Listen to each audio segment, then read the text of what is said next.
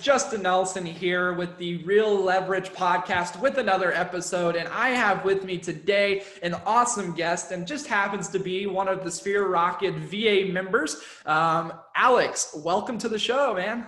Hey, Justin. Thanks for having me, man.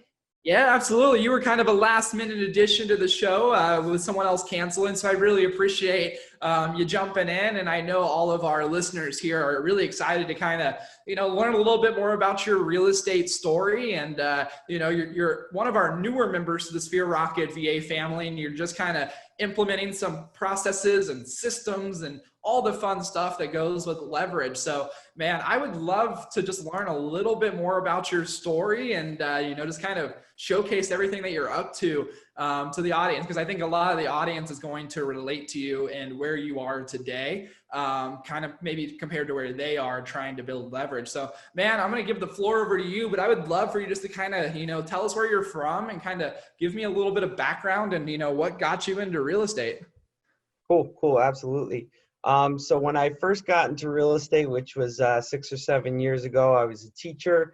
And, as a teacher, you have a lot of time after school. You're done at 3, you got weekends, you got summers. And I always I need to fill that time because I'm not the type to sit around, watch TV. I got to keep moving. And just another teacher was, he showed me like on Groupon, like $300 to get your real estate license. So I was like, oh, what the hell? And it was funny because I got my master's that same summer that I got my real estate license. And like the master's was the big thing. The real estate license was like, whatever, just I have extra time. I'll just do it. It's easy. It's cheap. Why the hell not? But the real estate took off and the master's didn't really go anywhere.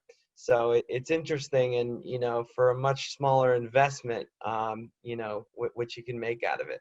Yeah. As time went on, it just blew up. And, each year got more and more into it, got busier and busier. And, eventually I just hit this point where I'm like, wow, like I'm doing a lot of business. This is really becoming a thing. And, damn, I need some help. There was a long period of time where I was like, I'm going to get an assistant once I get to this level. A certain level. And it's kind of hard. What I think agents can't figure out is like, when do you do it? Like, when are you busy enough? And what I learned is you need to do it a little bit before you hit that point, because it's like, you might not get to that point you want to be at without doing it first. Yeah. It's kind of like a plateau to a degree. Right. I felt like I was doing as much business as I could possibly do. I was just like, this is it. Like I'm maxed out with my time. And there was an expression I heard, I can't remember where it was from, but it was like, how do you add 160 hours to your week? Hire 4 people. Yeah. And I was like, okay, well, there you go. Now I have more time in the day. So. Yeah, no, I love that because, you come from obviously your background prior to real estate was a lot of teaching and a lot of things like that. So, I kind of look at the industry, like when you have a school administration, you have secretaries checking kids in and out of the front office, you have principals, you have assistant principals. So it kind of just shows you like you already kind of understood model of, leveraging time, right? It wasn't all on you as a teacher to do everything. Exactly. You don't see the principal sitting there signing kids in and out, doing things like that. So that's how you have to look at it. When you're a realtor, a real estate agent, you're the boss of your business. And, I was also, another good quote I heard was, you either have an assistant or you are your assistant. And once I heard that, I was like, okay, I don't need this. A lot of agents have that tough guy attitude that I had where it's like, I can handle it. I don't need an assistant. I do it. And it's like, that's not the point. Yeah. Like you're spending time doing all those administrative tasks where you could spend that time making more money. No, I love that. And I'm the same way, man. Like you probably haven't known me when I was in this state, but I used to be in the state where I was like, I want to work 90 hours a week, right? I want people to see me struggling and working 90 hours a week. And I learned it's not about that. Why do we want to, at that point, it's all about like ego or image to a degree rather than, truly living a leveraged life of happiness. Exactly. I love that. Exactly. I love that. So, man, were there any parts of your business before you decided to get into leverage and, that you were just like, that were dragging you down, like that you would just consistently find yourself wrapped up in hour after hour after hour that really wasn't moving the needle forward? And if so, Say no what more. were they? I can answer this easy. It was the paperwork. Okay. I work with a lot of buyers, but I mean, it doesn't matter if you're buyers or Yeah. sellers, but writing offers, it's just been offers, offers, offers. And then you got to Yeah. run it through the e-sign. And like, I just could not take it anymore. I was like, I am so sick of doing this task. It's so time consuming. If I Yep. had someone to do this alone, like it would make me a much happier person. Yeah, no, I love that. I think a lot of people that are in the same position as you before you got leverage, they're concerned about like, can my VA write contracts for me or things like that? And I think, something you and I talked about, you can correct me if I'm wrong here, is like, you don't just let your VA create things and send it on your behalf, right? Like that would be illegal in probably about 50 of 50 states. The VA, from my understanding, is helping you get your things 90% of the way there so you can go and edit, review, and make the proper changes that are needed. And so now you're spending 10% of time on the big things and editing rather than crafting. Is that right, or am I off there? Yeah, exactly true. Exactly true. There's a lot of pieces that go into the paperwork. Mhm. It's not like she's doing the actual work of determining numbers. Not at all. Yep. I'm dictating everything that's going on, but just drafting up paperwork, Yep. saving it, sending it through the e-sign, adding the contacts, all that stuff takes so much time. Yeah. And she's great at doing it. So it's yeah, Well, it's heck, even just bugging your clients to sign it, maybe this is just me, but you can tell me. For me, when I was in heavy sales, I would go show a property. A buyer would be super excited. We would review the offer with them on the phone or via Zoom, and then I'd send it to them for signature, and then they would like disappear, yeah, like just into thin air.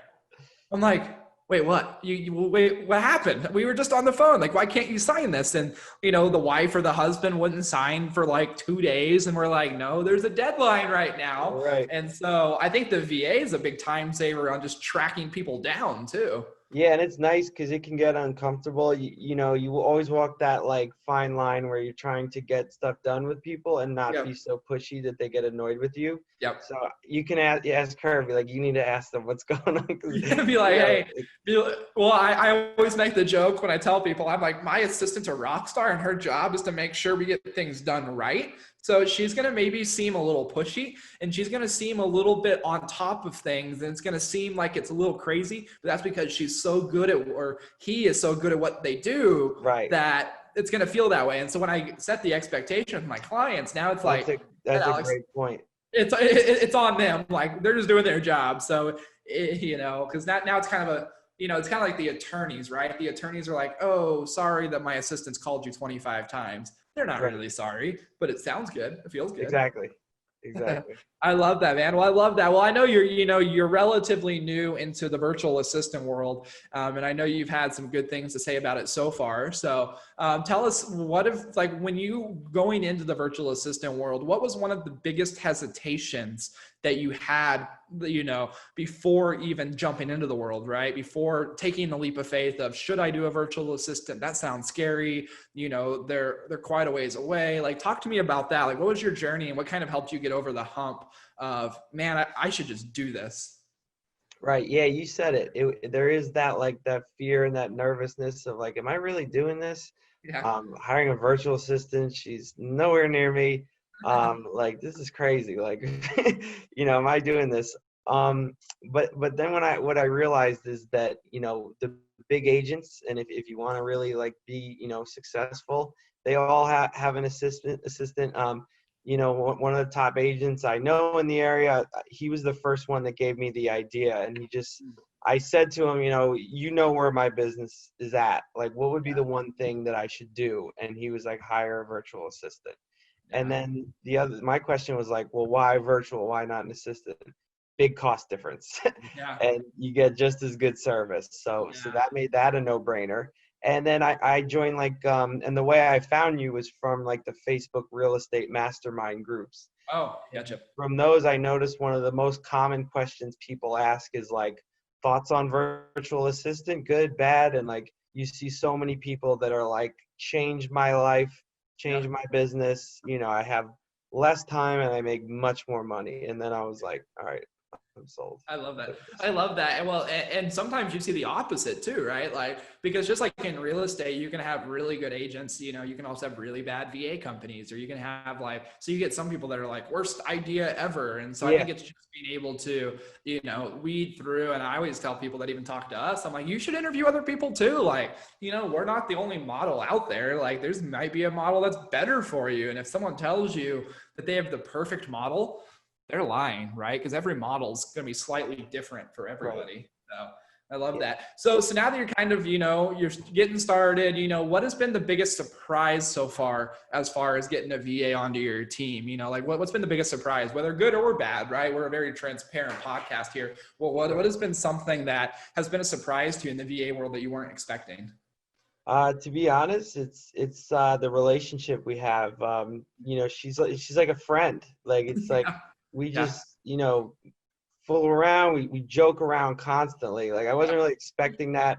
We talk sometimes after her shift is done, like about like what her life is like, and what my life is like here. And she's just so relatable, and I don't feel there's any barrier like at all. Like it's like someone that lives here, and someone I've always known. Like there's no language thing. She gets my jokes. She gets like expressions, and so it's just like really laid back, and like we just have a good dialogue back and forth. I love that. We get along really well. I love that. Well, it's almost, and many times, and my VAs are this way too, is like, sometimes they shock me at how Americanized they are. Right. Like I can't remember exactly what Shireen told me the other day. She's our head recruiter. She said something that just threw me off. I was like, wait, I like literally had to ask her. I'm like, wait, you guys say that in the Philippines too? Like Right. that is the most American thing I have ever heard anybody say. And I can't believe you guys actually, she's like, oh yeah, all the VAs use that. So I was just like, it's just funny. Like some of the things you would be shocked to hear them joke Exactly. about, or I know like for our team, a lot of the memes, like after hours, they'll like send us memes of like, Right. oh, Right. like wait, what? That's a meme there too. Like you don't Exactly. realize like how good their English is, and like even like the deeper parts of jokes are crazy. Yeah, maybe it's because of social media. I don't know, but Well, that's definitely been a big change, because even compared to 10 years ago, like one of the things we're seeing over there now is as economies scale, more and more of the people that are in the right age group for becoming a VA. So, while we have VAs that are 18 years old and 90 years old and all in between, the ones that are coming up with technology are crazy, right? Those that are in their 20s, they have better English than me. I mean, and it's because they grew up with a phone. And I think you're right. absolutely right there. Yeah, So yeah, I bet I believe it.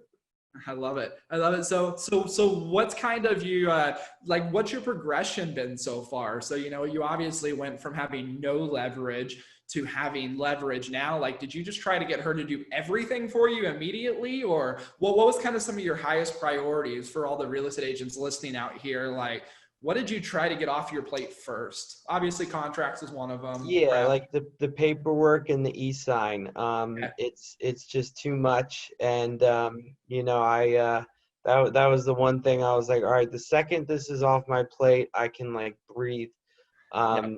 Because I was doing it late nights, weekends, and I feel bad for my wife, and I'm Yeah. like, I'm just freaking always doing this stuff, and Yeah. because I'm showing all day and listing appointments, and that's fine, but then when I get home, it's like eat dinner and then get all the paperwork done. So like Yeah. now I feel like, it's like I can at least just hang out at night, like I have stuff done, and like to me that's big. So that's huge. But then I made videos beforehand. That was one thing. I took like a weekend and made a bunch of Loom and Screencast-O-Matic videos, Love that. and she's good. She watches them and she learns. So now she's good with the files, the e-sign. She's in my CRM and she knows what to do. with things like that. So I yeah, love that. those would be probably the biggest things that I she's love been. well, and relatively for only being, a short time in, like your VA is only going to master it more and more, right? They're only Yeah, going to get better. And I think that's the exciting thing. It's like if you feel like you're getting hours back now, imagine 3 months after she's seen XYZ number of files, right? She'll be teaching exactly. you things. Yeah, exactly. We're getting to the point where like she just does stuff. Like I don't need to say anything. Like it's just done. I love that. Now, can you talk to me a little bit about the mindset of obviously 95+% of people that get a virtual assistant, whether through us or through a different company, they're going to get them full time, right? And a lot of times people listening, they're going to go, Justin, I don't have 40 hours a week for my VA to do like right off the start. I think it might even been a question that you had for me. So like, what has been like your thing? Like for us, we teach it's okay if your VA is not working 40 hours a week right off the start as you ramp up. So what did that look like for you? And how have you tried to keep her plate full? Or how have you mentally become okay with in the beginning that they may have a few less hours as you ramp up your business? Yeah, definitely. Yeah, there's really no shortage for stuff she can do. Love that. There's been times where like I don't need anything right away. Like there's no task for her to do, but I made so many fallback tasks to push the needle forward. And like you have all those lists. I mean, you just use those lists. I mean, there's so much stuff, and it's prospecting stuff. I Yep. have her taking FISBOs from Zillow, Yep. taking the information, putting it into my CRM, and assigning them a text campaign. So Yep. I'm not doing anything, and I have FISBOs texting me back, and I'm sending them stuff. It's incredible. So like it's I can see how it's already gonna start to make a lot of money. So the Mhm. investment's gonna pay off, you know, tenfold. Like she's taking expireds and putting them into the CRM and putting them on a campaign. So it's like there's so much stuff to do. The Facebook data scraping to get like all my Facebook contacts into my CRM. Yeah. So it's like there is a never-ending list of things they can do. Whether you need stuff right now or you have nothing, they can just pull it from all the resources you gave. I Um, love that. I love yeah. that. And what's the average price point in your market? So those that are listening, and tell everybody what's your primary market that you're helping people buy and sell homes in. So for any of our agents around the country, Yeah, I forgot to they can mention. send I you think I'm in referrals. Jersey, Okay. in Central Jersey. Your average home's going for like 350. Okay. For like 3-bed colonial or whatever. Yep. It's between 300 and 400. Right now it's been crazy. Sellers market, and interest rates are super low. So there's always a lot of buyers that are running around making offers on this and that. So definitely the biggest thing I knew I needed was to have someone to help get the paperwork ready for me, and that I could just do that 10% of work so that I can get it out. I love that. I love that, man. Well, as we kind of wrap up here, like over the next few weeks, like what's one of the big, or maybe next few months, like what is another big task that you want your VA to eventually tackle for you that you're excited about? So really I'm kind of priming her to become like a transaction coordinator, Okay. to really be at a point where like she can you know be in my email and like deliver everything that's going on. So like all the little things, like there's a lot of stuff I learned that you can't train for. So like there's so many little things that pop up that I'm just like, oh, and that's one thing you could do, and that you could do. And it's like there's so much stuff. So that like we've been doing on the fly, and she's been great about like, sure, that's easy, I can do it. None of it's like too hard. So I definitely want her to be able to like just know the transaction, whether it's buyer or seller side, know what the steps are, like everything, like appraisal and inspections and picking up the radon and all that stuff. That'll take some time, and she'll just get it. I'm sure she already is. And just be able to do all those little things, because they're all little, but when they add up, when you have a lot of deals, it's a lot of stuff. No, I love that. I love that, man. So, well, awesome, man. Well, as we kind of go here, if you guys got anything in New Jersey now, even if it's not in your area in New Jersey, can people still reach out to you to get any of your referral partners if there's any parts of the state that you don't work? Yeah, definitely. I know good agents all across the state. So I cover a pretty wide range of all central and like slightly north and south. But yeah, definitely. I'm always happy to help people. I love it. Well, we obviously got people of all brokerages, all sizes listening. But if you guys need anything in New Jersey, you guys all know where I stand on broker biases. I prefer to send it to the best broker that I know, regardless of company. So no matter what company you guys are listening in from, if you guys got anything in the Jersey area, hit up Alex. All of his information will be in the description below the video, whether you're listening in the podcast or watching on YouTube. Alex, man, I really appreciate you taking the time to, share your knowledge and a little bit of your process with some of those that are, considering whether it's a VA with us or whether it's just an in-person assistant, whatever it may be. I appreciate, you taking time out of your day to impact lives and true teacher style. Sure. Thanks, Justin. Appreciate it, man. Absolutely. Absolutely appreciate it. With that being said, guys, as always, the Real Leverage Podcast. We appreciate you guys for listening. And with that being said, thanks again, Alex, and we will see you guys on the next episode.